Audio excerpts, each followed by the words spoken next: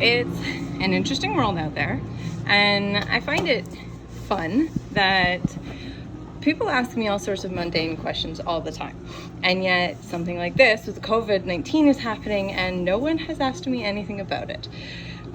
So I just wanted to have a bit of a chat. So Sekhmet is the goddess of pestilence. I have a very integrated understanding and belief system around the role that disease has to play in this world. And so one thing that no one's really questioning is why this is all going on. We look at everything from a very personal perspective. We only look at how it affects us directly. So there's job loss, there's recession happening, there's economy is being affected, there's health being affected, there's people close to us getting sick, there's all sorts of things, and it's very in your face and it's all over the place. But I think everyone forgot what the prayers were. Essentially, you have an entire species who has spent years praying to stop. I can't think of a single person who hasn't had the prayer lately of, I just want to stop moving, I just want to have a break, I just want to have a vacation, I want a couple days or a couple weeks where I don't have to move, I don't need to do anything, and I can just rest up. Well, welcome to quarantine. That's what that looks like. You've got an entire modern age of people who have a prayer of essentially, how do we change the new world paradigm? How do we change from the old paradigm into the new one? And the answer to that question is in war. War has never been an integrated or sustainable way of changing any paradigm. You have two competing factions coming in, they eradicate one belief system and just replace it with another one that the people don't actually have any investment in. It's not going to be sustainable, it's not going to stay. And that's why it then takes fear and it then takes aggression to keep it into place. So the new world that everyone's talking about in the modern age, it doesn't come through war, it doesn't come through one regime replacing another. It comes through just a dying out of the old system. It happens simply because what used to be there isn't held anymore. And so who is the most resistant to change? Who is the most resistant to taking on the new belief systems, letting go of the old, however you want to articulate it? And that is usually the old and the powerful. And so what is happening right now? You have a disease that is attacking those who have compromised immune systems. It mainly affects those who are elderly or those who are resistant to change, which is the metaphysics of most diseases. And you have powerful people, politicians, etc., who are all meeting and continuing to travel and who are exempt from all of the quarantine orders that have been given to the rest of modern first world society. And so those are the people who are contracting and spreading the disease.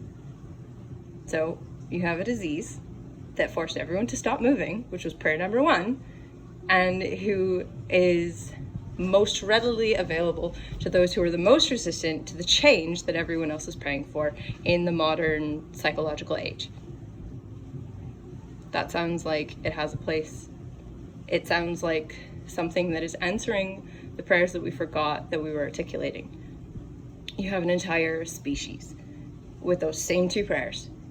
And then you have a disease that came about in a perfect storm.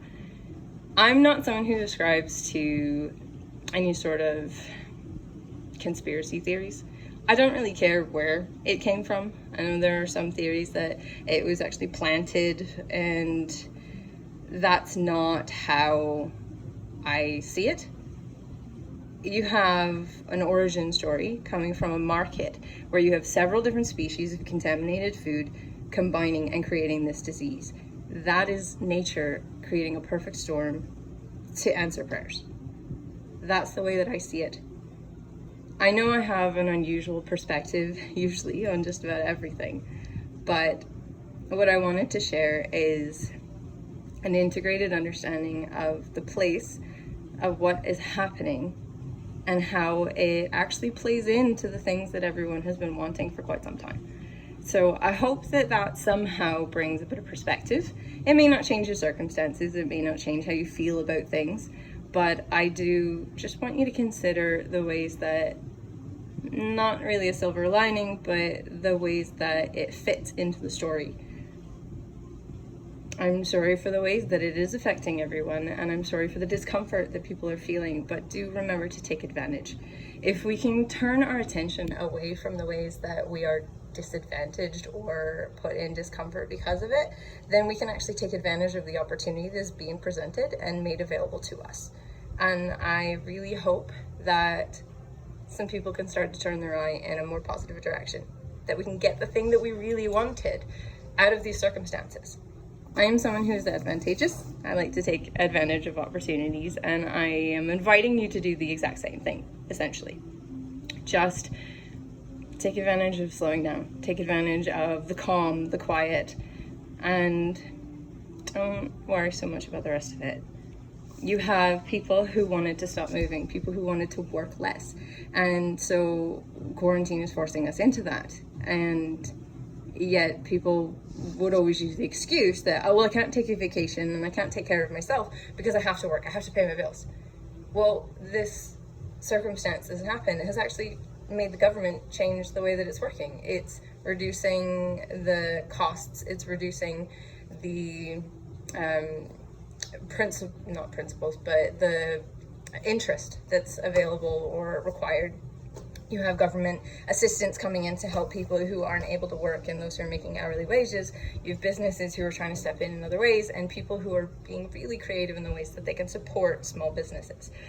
So every angle of setting us up to answer those prayers has been addressed naturally through the catalyst of chaos. And try not to demonize it. Disease is something that is indiscriminate. It doesn't care who it touches. It doesn't care how you react to it. So stressing out and reacting isn't really going to help anything. And I know this wasn't the most articulate sharing, but it's just a bunch of thoughts that were floating around in my head that I thought I wanted to share, because I know that people are pretty stuck in the loop and there's a lot of depression going on, and I just wanted to give you something else to think about. So try and look at the angle of how your prayers are being answered and how you can use the space that is being made available to you to help do that for yourself. Selah.